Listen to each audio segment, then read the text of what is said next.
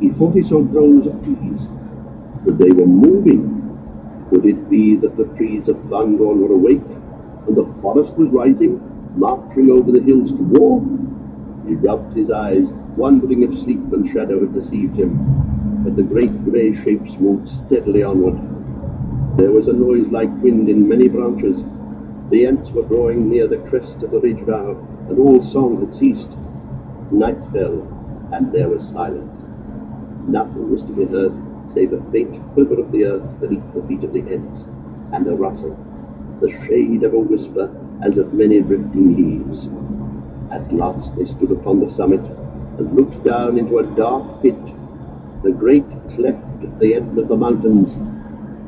Nan Kurunir, the valley of Saruman. Night lies over Isengard, said Treebeard.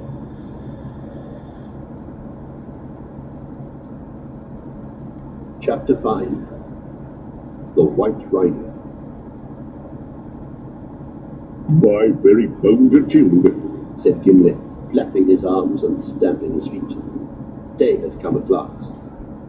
At dawn the companions had made such breakfast as they could. Now in the growing light they were getting ready to search the ground again for signs of the hobbits. And do not forget that old man, said Gimli.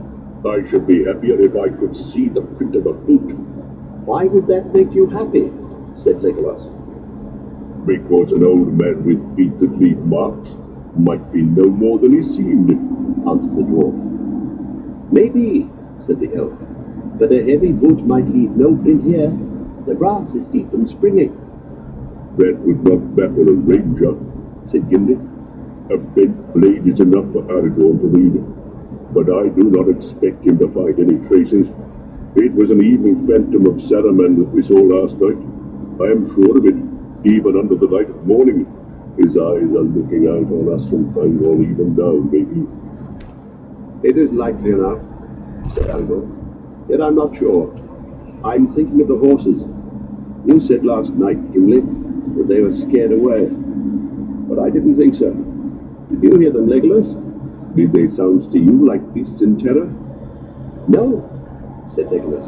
I heard them clearly, but for the darkness and our own fear, I should have guessed that they were beasts wild with some sudden gladness. They spoke as horses will when they meet a friend that they have long missed. So I thought, said Aragorn, but I can't read the riddle unless they return. Come, the light is growing fast. Let us look first and guess later.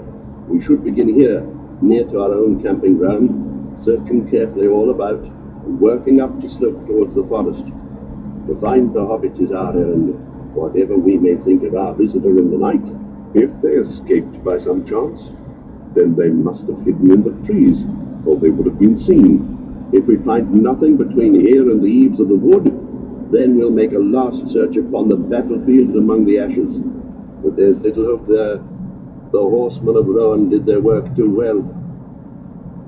For some time the companions crawled and groped upon the ground. The tree stood mournfully above them, its dry leaves now hanging limp and rattling in the chill easterly wind. Aragorn moved slowly away. He came to the ashes of the watchfire near the river bank, and then began to retrace the ground back towards the knoll where the battle had been fought. Suddenly he stooped and bent low with his face almost in the grass. Then he called to the others. They came running up. Here at last we find news, said Aragorn. He lifted up a broken leaf for them to see, a large pale leaf of golden hue, now fading and turning brown. Here is a malorn leaf of Lorien, and there are small crumbs on it, and a few more crumbs in the grass. And see, there are some pieces of cut cord lying nearby.